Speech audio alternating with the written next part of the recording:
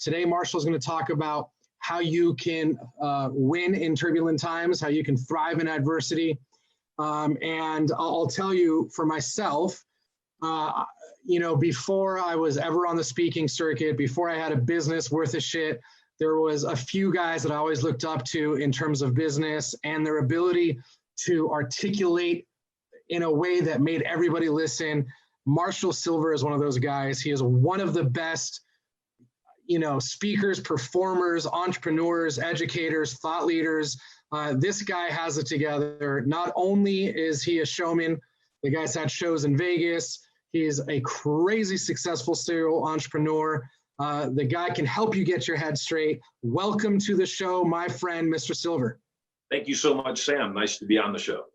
And what a great thing you're doing, in these times, like the topic that we're going to chat about, in these adverse times when people are frightened and some people are terrified, where's my next paycheck coming from? Am I going to live? Are my parents going to live? And it's just, we're in this together. And so I think that what a great thing for you to put together to keep people positive, keep them focused, and help people realize that together we got this.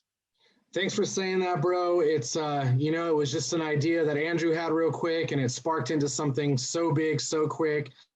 And I got to say thank you to you again. It's just been so exciting to see people like you that, I say this respectfully, don't need any more attention. Like, you're doing really well. You don't need to do this. But we've had awesome people like you be willing to share their time to spread some love and some positivity. So thank you from the bottom of my heart. You are very welcome. We're in this thing together. And that's the challenge for people right now. On the 11th of March, I had a speaking engagement here in San Diego. I'm at my beach house right now. I have a speaking engagement, and half the people that were supposed to be there showed up. And I asked the promoter, I said, what happened? You told me it was X and it's half X. And he said, effing virus. And I said, I understand. People are concerned right now.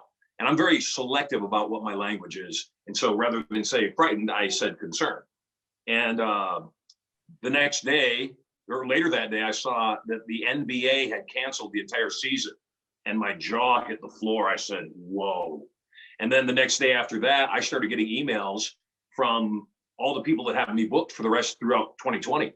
And one by one, they were all saying, hey, we got to cancel the event. We got to cancel the event. I contacted one of my friends over at Digital Marketer, and I said, are you doing traffic and conversion? And they said, absolutely. And they did a great post. We're doing it. We're moving forward. And then over the weekend, I caught some wind that they weren't. And I contacted one of the partners, and he said, we're making an announcement on Monday. And so, one of the things that people need to realize is that things can change in a heartbeat. And so never take anything for granted.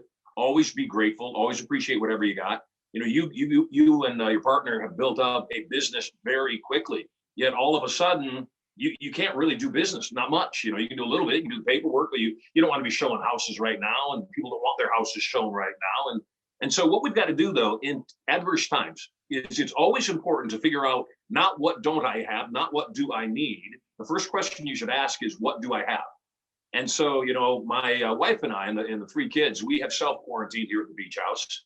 A couple days after that, over the weekend, like on the 14th of the month on Saturday, I'm watching TV and they show my hometown, Las Vegas, shutting down. Vegas never shuts down. There's enough alcohol there to cure anything. Vegas never. And so I'm watching Vegas shutting down, and I turned to my wife and I said, this is a reset. This is not an incident. This is a reset for the world. And I have a very strong core philosophy. Everything happens for a reason, and it serves me. Finding my life less than perfect is a waste of time. It is what it is. And although that's very Zen, that's got to be the way we look at things. Worst case scenarios do happen, that's for sure, except usually they don't. And oftentimes what we think is bad actually ends up being really good for us.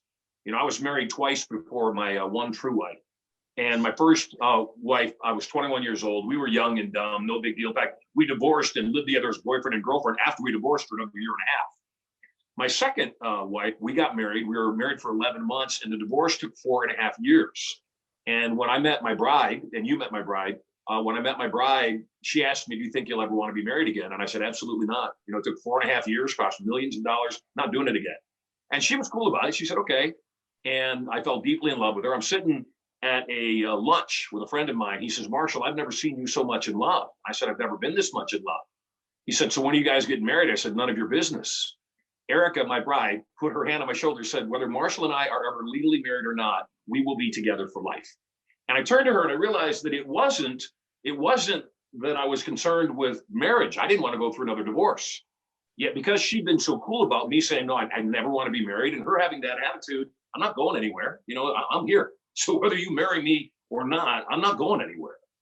It's the same thing now that people need to take a look at. You know, we've got a lot of things happening. The Federal Reserve is throwing trillions of dollars at the economy, hoping to give it a boost, which, by the way, I don't know if you noted, because I know you've been on the air all morning, we had the largest single day gain in the history of the stock market today. And I'll tell you why that happened. Again, as a hypnotist, I know the stock market is purely hypnosis. It's all speculation. Not really a whole lot of reality there. People are buying what they think something is worth, not necessarily what something is worth. And value is always determined by the buyer. So, you know, with all these dips going on and all the economy, the stock market crashing, the economy takes a hit for it because everybody becomes frightened. Today, what Trump said was, I want to have the country back open by Easter. I follow someone named Q. I don't know if you do. Interestingly enough, Q had already mentioned a while ago that it was going to go dark, the economy was going to get locked up for a little while, that everything was going to come back to light, ironically, on Easter. So it's fascinating to me that things happen the way that they do. Regardless of the outcome, though, you know, what we've got to do in these times is say, what's good about this? Well, we have a fiat currency, and the whole world is filled with fiat currencies. And these fiat currencies are continually being thrown into the economy. Well, what a fiat currency is a currency that has no backing. And historically, fiat currencies have only lasted 30, max 40 years. Well, Tricky Dick Nixon put us on the fiat currency that we're currently on, removed us from the gold standard in 1971. So 71 to 2000, that's 29 years, plus another 20 years, that's 49 years. We're way beyond what should be a financial reset anyway. So what does a financial reset mean? A financial reset means that the fiat currency, or right now at about $24-25 trillion that the Federal Reserve is owed, which, by the way, the Federal Reserve is neither, as you know. What the Federal Reserve is owed by the U.S. government. A lot of people think, oh no, the debt is for China and the debt is owed to Russia or Britain. The debt is to the Federal Reserve. And since the Federal Reserve in this day and age doesn't actually print money, they never did. The U.S. Treasury prints money, but they give the Treasury permission to print money. What the Federal Reserve does now is just types on a computer. Nothing is actually exchanged. So even as they're putting these $2 trillion into the economy, what they're really doing is hitting send on their email to all of their banks, all of their lineage banks. And the bank now says, oh, we've got more money in our account. So I want everybody to grasp this. We're on a boat. And because it's a big, long boat, one end of the boat, if it takes on extra weight, the other end of the boat will go higher. Because it's higher, it's at a better position of perception, which means it's going to do better. We're in a unique position. It's never been this way in the history of the world, where the whole boat is being pushed straight down. Every economy in the world is being pushed down right now. The good news about that is that because all of the economies of the world are being pushed down simultaneously, nothing has really happened in the economy other than a loss of velocity. That's the only thing that's happened, is we've lost velocity. The person selling houses doesn't sell a house this week, so they don't get a commission. So they go buy a new car. The guy selling cars didn't sell a car this week. He can't go out and get new clothes and concert tickets for he and his girlfriend. That's the only thing that happened, a loss of velocity. The economy was booming 2 weeks ago. Record employment, record low unemployment. The stock market was booming 2 weeks ago. The only thing that happened was a flu bug, was a virus. And I'm not seeking to minimize this. Everybody has their own opinions. But, if you do the research on what's going on right now, the coronavirus is substantially, at this point, substantially less lethal than the flu bug that we have every single year that kills between 12,000 and 60,000 people. So I want people to keep things in perspective. Do not let mainstream media get you riled up in your head. Don't let mainstream media make you think, oh my God, the sky is falling. Will some more people die? Absolutely. Might you die? Yeah, you could die. So be smart. Stay inside. Stay away from people that are hacking and coughing and sneezing. In fact, just stay home right now. Let the curve go away. But will stay the economy, fuck home? Yeah. Will the economy boom? Absolutely. Bigger, better, stronger than ever. Might it take a little bit? Yes, it might take a little bit because people are going to go without paychecks. for a month or be set back a month or two. It's not going to be a year. We're not going to go into bread lines. That's not how it's going to be. We live in a completely different society. Now, that also said, with the Federal Reserve putting as much of their fiat currency into the economy, it might be a time for a massive global shift in currency in general, which would be really good for us. Because what would happen is there would be zero debt to the central banks, which means there'll be more money flowing, meaning I have more velocity to buy more houses, you have more velocity to buy more training for your company, and so on and so on and so on. Everyone wins. But here's the other big thing that I want everybody to think about. We've heard some really great things, and this is not about politics. This is about my life and my selfish desire to live well with my wife and my 3 kids. Trump's already hinted at letting go of payroll tax through the end of the year, a means to get the economy back in the shape that it needs to be in. Well, no payroll tax, no income tax either then. No payroll tax, no income tax. Guess what? You and I have more money in our pocket to create that velocity that makes for a great economy. Guess what? 9 months of not paying any income tax or payroll tax, guess what? Nobody's going to let the government charge payroll tax or income tax again. They're going to say, no, you're spending too much money. You guys need to trim down your business, run it more efficiently, because there's too many people getting paid for not being there. So what's really exciting to me is so many things are coming to light, so many of us, because that's the strength that we have as the general population. We are numbers. It is our country. No matter what happens in politics, it's our country. It's your country, it's my country, it's our country. All sorts of really good things are happening, and people don't see it because they're terrified. The thing I tell people, because I am a hypnotist, is that you cannot control a confident human being. You cannot control somebody who is certain. The only people that you can control are people that are frightened.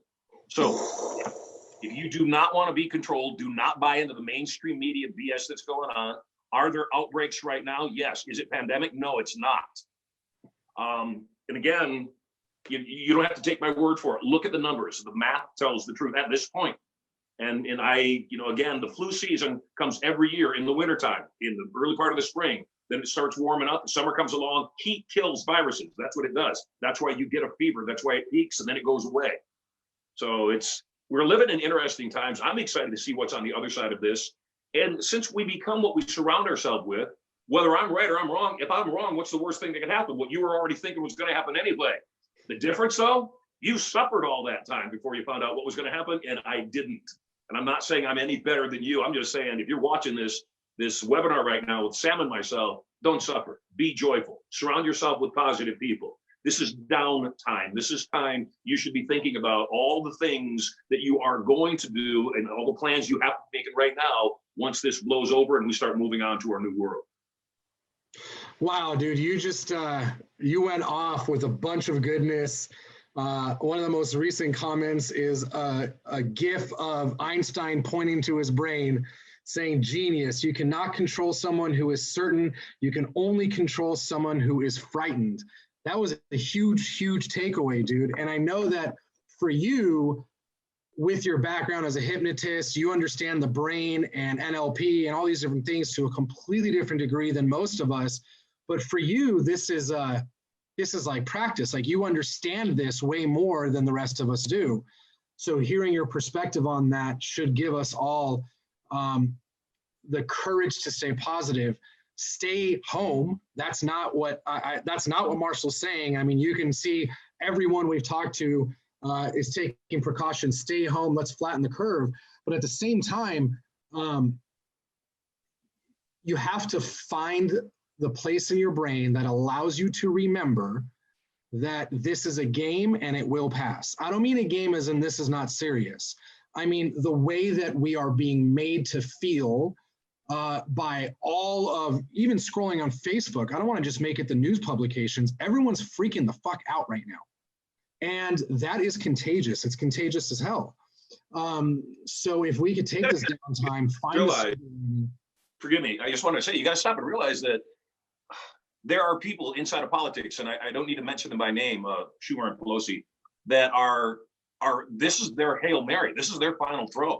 This is the last shot they've got at what their agenda is. And again, I just want what's best for my kids. I just want what's best for my wife. I want what's best for my friends. The politics be damned.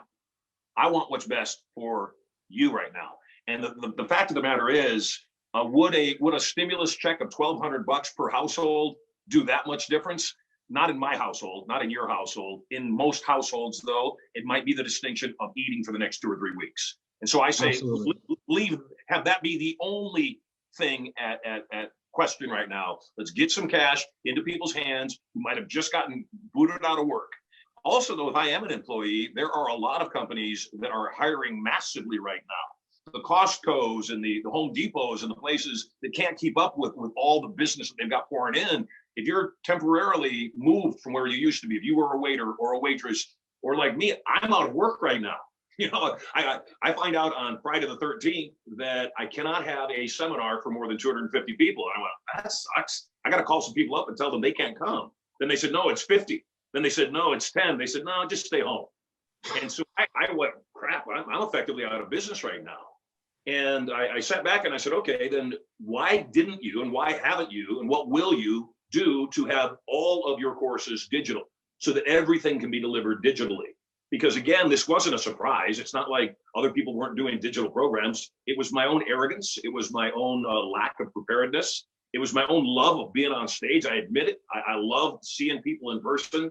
And it was the ease with which I do business. I know that environment. I've been on stage for 50 years. But for me not to have every single course already digitized, as I've been talking about for the last few years, my responsibility. It's on me, not on anybody else. Just like your life is on you. And anybody watching this, your circumstance is on you.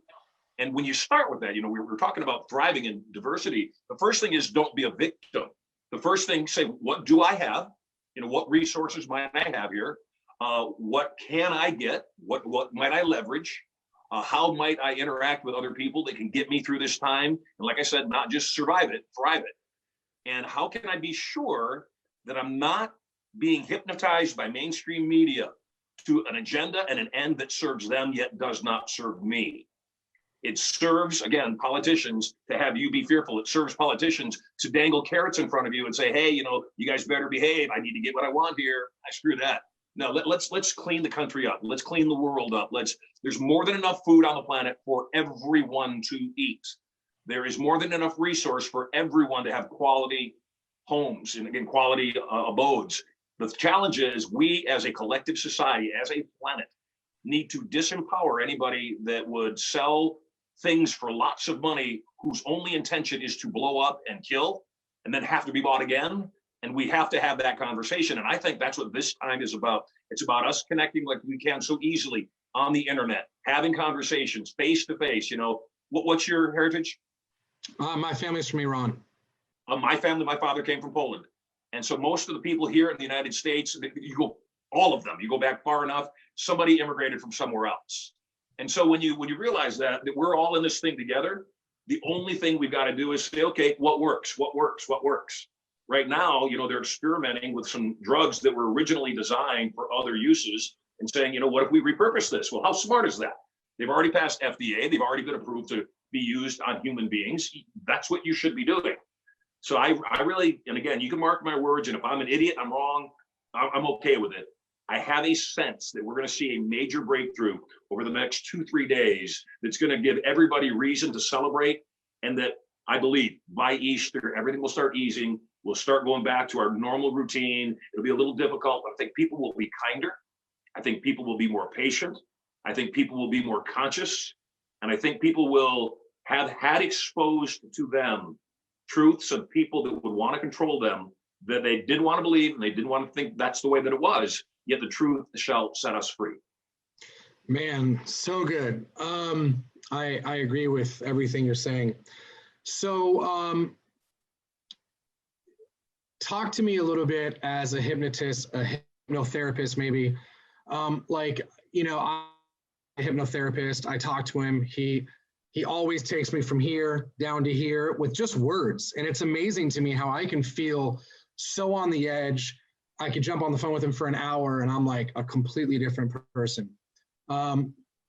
What could you share with us that we could do in moments of panic, in moments of concern, like just simple hacks, you know, word patterns, breathing, like what kind of tricks or ideas do you have? I don't want to say tricks because it's not a trick, but what hacks do you have to help us talk ourselves off the ledge? Yeah, hack is a good description of it.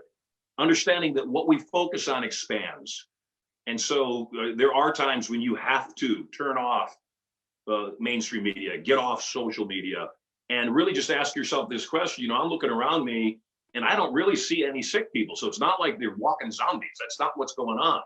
You look at the numbers, and I think the last number I saw, we've had 600 deaths from this virus, from this flu. Again, to put it in perspective in the US, to put it in perspective, every year between 12,000 on a good year and 60,000 on a bad year die of influenza or the flu. And so the first thing is keep things in perspective. Since what we focus on expands and what we believe to be true is true for us, and since we are in complete and total control of our thoughts and emotions, choose to believe. I believe in God, and I believe in God because it works for me. I'm not a fan of religion. I believe in God, though. And the reason I believe in God is I've seen too many things that I cannot explain that are miracles in my life, including my wife and my children, and times that I didn't die, that I should have died, to have any other belief. And so, you know, whether you believe in God or not, doesn't matter. The reason I believe in God is there's no downside in believing in God. If there's no God and I believe, I was comforted. If I do believe in God, though, and there is a God, I have better access. That's how I figure it. It's like having a trade line. It's like having funding before you buy a property. It's already in place. And the other kind of a hack that I use frequently is I look around. You know, when you're sitting in hell, nothing is perfect. Everything is wrong and everything is bad. So when I'm in that time, first thing I do is I say, find something that's perfect. Ponder this for a second. If there wasn't a virus going on right now, and we were just told, go home, spend more time with your wife, spend more time with your husband, spend more time with your kids. In fact, take 2 weeks, do it for 2 weeks. I'm not going to pay you, so that might be tough, except do it for 2 weeks. When the 2 weeks are done, come on back, everything back like it was before. Then I would go, okay, I don't have anything to do for 2 weeks. Yes, I'd like to have my paycheck, except I get to spend all this time with my wife and my kids. I get to, look out the window with really nothing to worry about. It's not in my hands, so my worry isn't going to heal anybody. It's not going to help find a cure faster. And I just stop and I say, okay, what could I use these 2 weeks to actually do? So the expression I just say to people is get out of your head, get into other people's lives. There was a point many years ago, around 2000, I was going through that divorce. I was married for 11 months. The divorce was taken 4.5 years for 2 reasons. I was paying my attorney's fees. I was paying her attorney's fees. I was paying her spousal support. And my ex was dating the judge that was overseeing our divorce. Wow. So it was pretty bad. I am dating the girlfriend from hell, and she steals from me right out of my pockets, and she cheats on me, except my self-esteem was so low, I thought, gosh, if I can't make a person like this love me, no one's going to love me. I am being attacked by the government, being threatened with 27 years in prison for something I haven't done. The government said, we'll give you a $500 fine, a misdemeanor, and a slap on the wrist, but you got to admit you did some illegal things. And I said, I did not. And so I spent the next 4 years battling them and prevailed. It said, that's going on. Every day I'm sitting on my front porch and I'm smoking my cigar, drinking my coffee, and my best friend, the woman running my company, comes and sits beside me and lets me cry on her shoulder. And certainly it made me feel a lot better. Come to find out, she was embezzling over $1 million from me. There's a point where you're overwhelmed. Don't be overwhelmed. One fire at a time. And it's just like one patient at a time is what they're doing right now. We just got to save one patient. We got to figure out, what cocktail goes together. What chemicals can we help this person heal to make their immune system stronger. So I went to the girlfriend from hell and I said, you're the girlfriend from hell, go away. I went to the woman that was stealing from me. Obviously I'd already fired her, and I went to the police and I said, I'm going to prosecute this. Went to the soon-to-be ex-wife and said, you pick a number, it's been going on too long. If they need to throw me in jail, I'm not paying another dime. It's spousal support. Went to the government. I said to the government, you've drugged me through the mud without charging me for 4 years. Either charge me and take this thing to trial, or I am going to sue you. And they did. And I went to trial. And like I said, I prevailed, except it was one fire at a time. And as each fire went out, it got easier and easier and easier. So anybody going through any challenges right now, I promise you, I guarantee you, this too shall pass. I want to give you a really simple formula, 3 steps that you can do, no matter what it is you're working on, whether you are looking to find romance or make money or deal with diversity. 3 things you got to focus on. Number 1, it's called self-mastery. What is self-mastery? Self-mastery is total control of your thoughts and emotions. You choose what you think in any given moment. It is a muscle. Just like I reach forward and I pick up my water like that, your brain only does what you direct it to. It cannot do anything on its own. It's not random. It only does what you tell it to. The challenge is, anybody that works out knows, muscles have memory. And so if you allow yourself to continually go toward that negative thing or that thing that is less than empowering, it becomes the path of least resistance. So you've got to focus yourself. You've got to train yourself, even force yourself. Self-mastery means what we believe to be true is true for us, nothing else. What we focus on expands, and reality is created by validation. Yeah, my entire year of speaking engagements they're all gone right now. Will some of them come back? Probably. Right now, though, every single one of them has canceled and said, we have to cancel for 2020. Okay. Do I get upset? What good will it do me? I just say, okay. Did I do the programs in digital that I should have done the last 3, 4, 5 years? I didn't. All the more kick in the butt for me to get going. The truth is, though, I'm sitting here at my beach house, right on the ocean in Southern California. My wife and my kids are upstairs. When I get done with this conversation, I'll go hang out with them and play Houdini-opoly or some version of Monopoly for sure. I can't get back to Vegas right now to my 17,000 square foot home. I have a 17,000 square foot home in Las Vegas. And so I've got nothing to be upset about other than an inconvenience. And like I said, I'm not minimizing anybody whose inconvenience means they can't figure out what they're going to eat today. I'm not minimizing that at all. The fact that you can think about eating right now says a lot. The fact you're not in a coma, you got feet that walk, or you got eyes that see, you've got to focus on the blessings.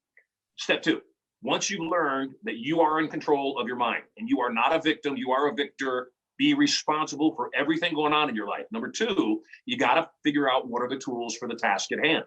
I just, mentioned my shortcoming of not having everything digital. I've been talking about it for years. And because it was so easy to stand on stage and do it live, I just never got around to it. If I had gotten around to it when I told myself I needed to, I wouldn't have a hiccup right now. I'd just be sending out digital courses to all of my students. People ask, though, Marshall, how are you different than, say, a Tony Robbins or some motivational speaker? And I don't just teach or train.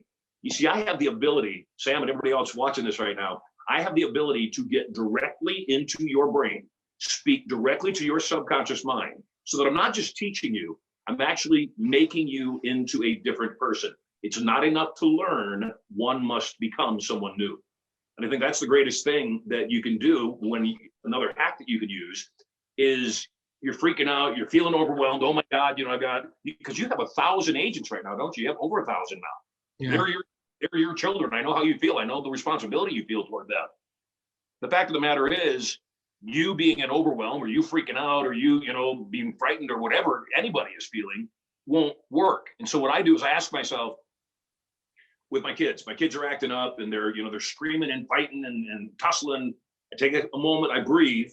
When I want to yell, knock it off, I take a moment, I breathe, and I say, what would a really good dad do right now? I say, a really good dad would say, hey son, come speak with me for a moment. Come sit on my lap. Tell me what's going on.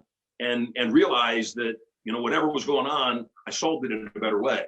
What would a calm person do in this circumstance? What would a reasonable person do right now? And like I said, you can't buy into the mainstream media. We are not seeing what's actually going on here. And if people can't see through the politics of fanning the flame and making this thing bigger than it actually is right now, there might be some health professionals, doctors, or people that know more about the body than I do. They'll say, oh no, this could be huge. Yes, it could be huge, yet it's not. The only reason that we are where we are right now, one guy in the NBA up in Utah caught the virus. The rest of the players didn't want to sweat on each other. They called off the season, and that was the beginning. Then NHL, then NASCAR, then large events, and it's hypnosis, folks. Trust me on this one. I'm a hypnotist. I know hypnosis when I see it. This is hypnosis. This too shall pass, and you will be in a better place. I promise you. I guarantee it. And mark my words, you'll be glad you didn't panic. I gotta say that for those of us listening that are buying into this or not, what you should buy into is the fact that with certainty, this will pass. And, I'll tell you, like, I can feel myself being more relaxed after this session, dude. Like, obviously I'm working hard to keep my head on straight. I'm trying to be a great leader for a bunch of people, putting on this show for all the great attendees, like there's a lot going on. So it's great to hear from someone that has certainty and clarity, and can help us kind of see through the fog. And I told you there were three things you needed, and I just want to close that loop up. The first is control your thoughts and emotions. You are the one in control. Number two, what are the tools for the task at hand? If you're a part of Big Block right now and you're not able to go out and show properties, what could you be doing? Could you be brainstorming? Could you be making a list of prospects? Could you be doing emails? Could you be doing snail mail? What can you be doing right now that can set you up for a bigger victory? Because this is downtime when you go back to the uptime of showing and selling properties. The third thing to do, though, is what makes me different. Like I said, I get in people's brain. The third step to getting everything you want, once you've got self-mastery, once you've learned the tools for the task at hand, the third thing is to act as if success is certain. So we just put ourselves in a physiological mode. This is all right. If I was the greatest father of all time, I would stand up, walk upstairs, talk to my child, tell them how much I love them, and ask them, how can I support you in not going back to that behavior? When I am the greatest husband of all time, I take the time to actually listen to my wife rather than just smile and nod my head. When I am the greatest fill in the blank, what would a millionaire do right now? A millionaire wouldn't freak out. A millionaire actually would be taking a look at what opportunities are going on. What could I be investing in? I was talking earlier to somebody and they said, what about the little guys? What about, the mom and pop restaurants that are going to go out of business? I said, a couple things, and my heart breaks for them for sure. And I know how that feels. I was poor as a child. I had 10 siblings. The first house I lived in had no running water. It had no electricity. It had no phone. The second home I lived in was a converted chicken coop, an actual chicken coop. It had running water. It had electricity. And we lived there for about 4 years. No adverse side effects. The thing I know, though, is the challenge for most people is I've been poor, I've been rich, I've been poor again, I've been rich again, I've been poor again, I've been rich again, thank God, is that all of this is temporary. So being attached to being rich or being attached to being broke, it's all temporary. So that mom and pop restaurant, we've got 10 people, 5 go to this restaurant, 5 go to this restaurant.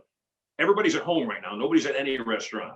This restaurant over here is a decent restaurant. They serve a decent cup of coffee. They have a decent breakfast. This restaurant over here takes the extra time and effort to make sure they have the best possible coffee and the best food. Some of these people over here have never dined over there. This place does really well because it's really good restaurant. They go out of business. They're out of business for a while. This one can't last because they weren't that good. It wasn't really excellent. And so that one doesn't reopen. This one reopens. And now instead of just the 5 customers that normally go there, these 5 people have been looking for a place. They go over there and that thrives more. I've never been fired from a job I wasn't ready to quit. I've never had a business fail that wasn't supposed to. So once again, getting back to that idea of perfection, finding our lives less than perfect is a waste of our time. You must appreciate where you are now, because where you're at later is going to be where you're at now then. And if you can't appreciate it now, you can't appreciate it then either. Bringing the fire right now, Mr. Sylver. We got people in pain, and my heart goes out to people. I'm fortunate that I have a support system of an awesome wife and 3 amazing kids. Not everybody has, friends that they can lean on right now, and they're feeling kind of isolated. Not everybody has an awesome spouse. Maybe they even have a bad spouse, and it's making it worse. Have faith. Faith equals follow through. Be certain. Love that. So if you have questions for Marshall, we have a few minutes left. Go and throw them in the comment box. I will ask Marshall, while they throw those in, how can people get a hold of you if they want some more of your nests? Stuff. Last name, as you can see, is spelled Sylver. So you can go to Sylver.com, find out some more information. Should you contact my office, send us an email. When we are doing events again, I will have a very special gift for you because you are on this broadcast. You come be with me, at no cost. It may be that you are going to need to get your feet back on solid ground. I'd like to help you do that. I selfishly want to be the man that you remember got you through these challenging times, or at least one of them. So yeah, come check me out at Sylver.com. Awesome. Someone wants to know, what's your favorite book? Passion, Profit, and Power by Marshall Sylver.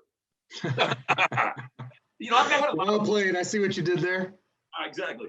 I've had a lot of books that have really resonated with me through time.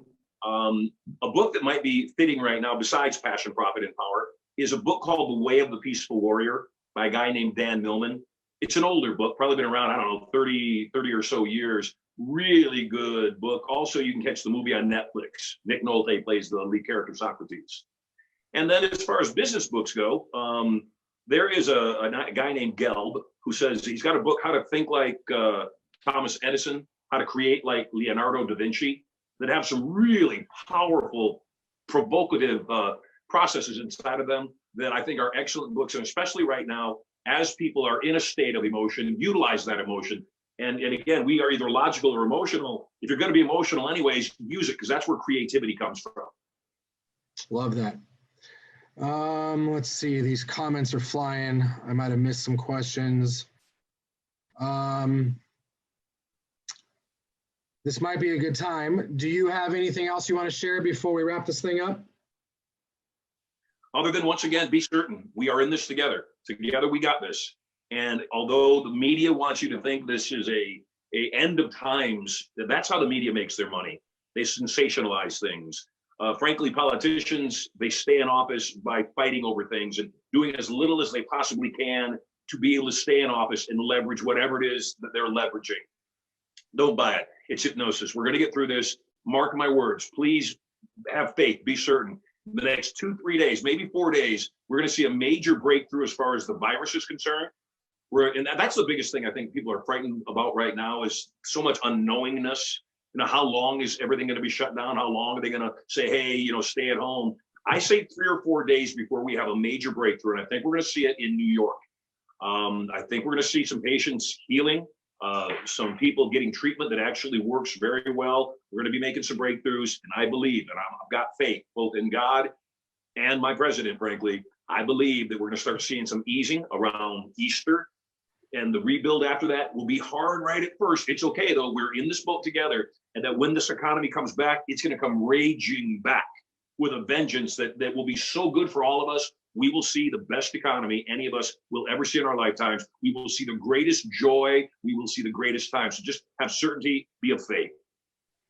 Marshall, you brought the heat. The comments are blowing up. You've made me feel better. I'm sure you've made a lot of people feel better. You're a true servant and a leader. Thank you for the certainty. Thank you for the love. And for all of you that want more of this, go to sylver.com, SYLVER.com. And I'm sure Marshall would be happy to support you even further than this.